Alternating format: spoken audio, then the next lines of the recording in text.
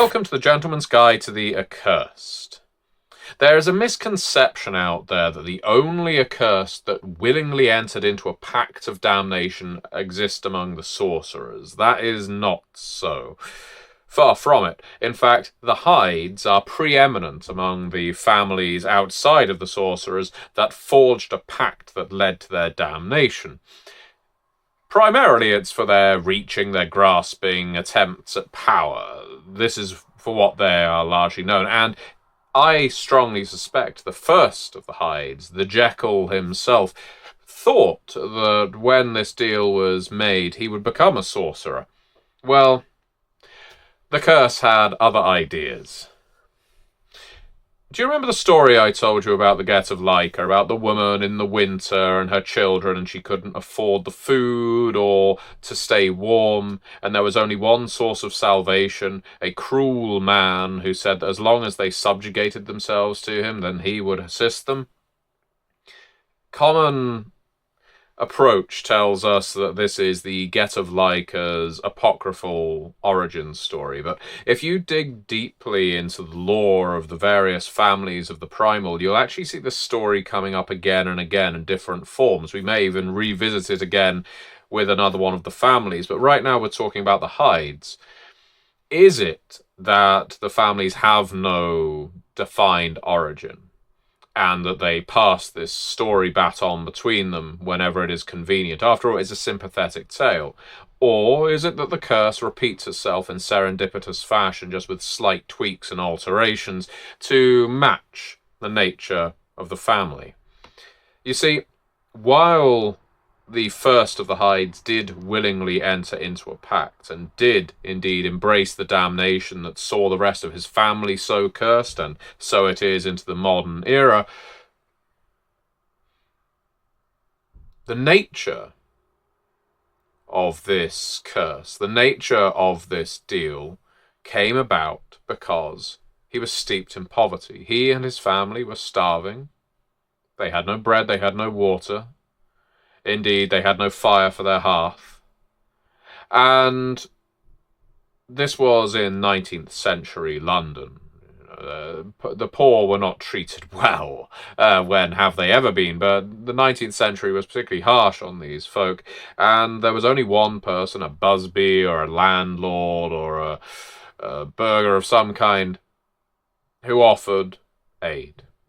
Now, this was not aid from charity. This was aid in the form of, for every child of your Jekyll family that you hand over to work in my workhouse, I will provide you another month's timber, food and water, enough to keep your hearth heated, enough to keep your bellies full.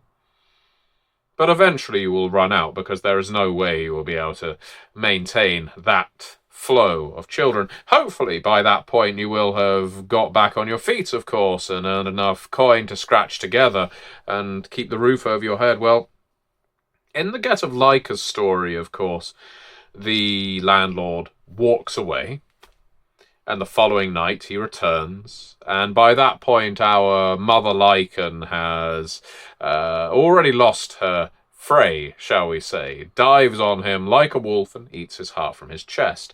This isn't the case with the Hyde story, because our Dr. Jekyll hands over one child. One. He can spare one. They're fortunate to have had 7 healthy children. And just because the child is going to the workhouse doesn't mean that the child will die or be maimed, but of course that is what happens. And it's at that point that the Busby returns and says, well, you see, the deal has been broken because your child was supposed to work for me, and now with mutilated hands, she cannot. So, I am depriving you of your food, your water, your logs for your fire. And so another child was handed over. And a couple of months later, this one lasted longer, another child. You see, while all of this is going on, Dr. Jekyll, he was desperately trying to find a way out of this situation. He styled himself an inventor, a scientist, a modernist, a man who could change his own fate, maybe even through some form of alchemy. And it was in so doing that when the Busby came to visit again and say, "I'm afraid another one of your children has fallen into the mill." "Oh no, you only have 2 left. Well, I suppose you'd better choose which." That Mr. Hyde first emerged. That Mr. Hyde emerged not as a ravenous beast, a wolf wanting to eat or rip apart this man, but as a Promethean flame.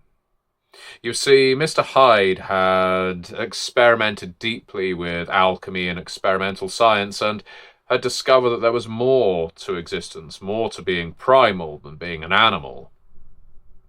And he immolated this man. He set him on fire from toe to the hairs on his head. He watched, and he watched him burn. He watched him crumble to ash. And then, his rage not sated, he set fire to the workhouse, and hundreds died within it. By the time Hyde had recovered himself, he came to a conclusion. This was what he wanted. This wasn't some outburst. This wasn't a lack of control. He wanted to show that he was a power, he was a force, and that any who crossed him or his family would pay the price for that. All of a sudden, neighbours would start giving the Hydes, the Jekylls, everything they wanted. All of a sudden, the extortionist and his nature had changed. This is the origin of the Hydes, at least as is commonly told, and you can see some parallels to the Get of Leica. Is it true? Certainly it's a story that evokes a certain kind of sympathy. After all, we can all sympathise with the idea that if one of our loved ones is threatened, we're going to lash out. Maybe that is why the Hydes like to tell it. It's a little more sympathetic than our family head simply reached too far and had his hand slapped as a result with this curse. So it may just be a way of mining sympathy. Because I have also heard a tale that Mr. Hyde, Dr. Jekyll, if indeed he ever existed, was looking for a way to bridge humanity and divinity, and so was quite the experimenter. Whether a scientist, an inventor, an engineer, no one is entirely sure, because he has not been encountered for many decades. But Mr. Hyde, he didn't experiment on himself, first of all. You see, before he was damned, he had a host of subjects to experiment on. Were they willing? Were they not? Common consensus is probably not. They were just as poor as he was, and they were taking whatever payment they could get from him. They weren't aware of what they were signing up for, and the experiments he wrought upon them were vile indeed, until he got it exactly as he wanted it. And when he did, then he finally drank the medicine himself and experienced his first wild form. He had made the pact with science, with the Promethean fire, that made him the person he became. But what of those first experiments, those initial test subjects, you might wonder? Because before Jekyll perfected his serum and made the shift that became innate to him and his descendants, his practices with curses, with medicines, mutations, and malignancies, he wanted to see how far they could go. Some claim these subjects were destroyed when Mr. Hyde experienced his first wild form. They were the first victims. I'm not sure I believe that. You see, I have reason to understand they became unkillable. And they were locked away in Hyde's lab all the way up until World War II, when a Luftwaffe bomb destroyed the building and unleashed these wretches upon 1940s London. Have you heard of the family of demon cannibals that dwell in the London Underground? Have you heard the story of that entire platform of Blitz refugees that were taking cover, and when the air raid siren signalled that the Blitz, for that night at least, was over, and the warden headed downstairs to say, "You can all come up now," he found nothing there. Nothing and no one. At least 100 people just gone vanished into the tunnels. Where do you think they went? Whatever the case, the Hydes are far from abominations. They'll boast that unlike their primal peers, they have control, they have purpose, and that they should lead. This is a much contentious subject. It wasn't all that long ago that the Hydes were considered unfit for the ranks of the primal lineage, as dictated by the raptors of their shared lineage. You see, elder raptors, known as worms, they are very possessive. They have a certain horde mentality, and for the longest time the raptors have held dominion over the primal, or at least that's the way they see it. You can speak to an individual primal and they will just say, I don't listen to John Scaly freak up in their tower. But there is a certain societal element, and the raptors do dictate some of the rituals and traditions that are practiced. And for some reason, well, there is a reason. I'm not sure I should speak it, but the raptors have always maintained that the Hydes do not belong among them. They are a mutated version. Their creature is a mutated version of the entity that the rest of the primal hold within themselves, with a certain purity, you understand. The raptors believe that they and the other families, not Hydes, have a pure creature, and that the Hydes was obtained through misbegotten means, like cursed thieves, I suppose. And like human progress itself, the Hydes seek to wash away everything natural and traditional of primal society. Primal society. Can you imagine such a thing? Carving up a map and saying this part belongs to me and this field belongs to you. Glorious hunts and unleashing the wild form in safe spaces to a polite round of applause. I don't know what to do with a raptor's idea of primal society. I do know that the Hydes seek to remake it, or initiate something that can better organise the lineage. Hydes say the primal have been underestimated for too long, seen as beasts and nothing more. They counter that with their powers, the powers at their claw tips, the powers in their minds, in their raw, they could compel other accursed to do what the outcasts are so keen on doing and drive back the entities of the various outsides that exist. They maintain that with their abilities, with their experimentation, they are best placed to identify the causes and cures of curses, and that the fact that the raptors have never experimented on this speaks to their great malignancy. They even suggest that they should be permitted to explore and exploit liminalities, even creating new ones, and that they should retire the raptors from their revered post as primal elders. You know, this all sounds like up-jumped, upstart behaviour, but they have support for these ambitions, especially among young accursed. They aren't purely arrogant. It may seem surprising, but the primal are indeed a lineage with many traditions and rituals and old-fashioned ways of doing things. So when someone first realises their curse and they've noticed the rest of the way their family is behaving, they might look to the Hydes and think, this actually seems slightly more logical.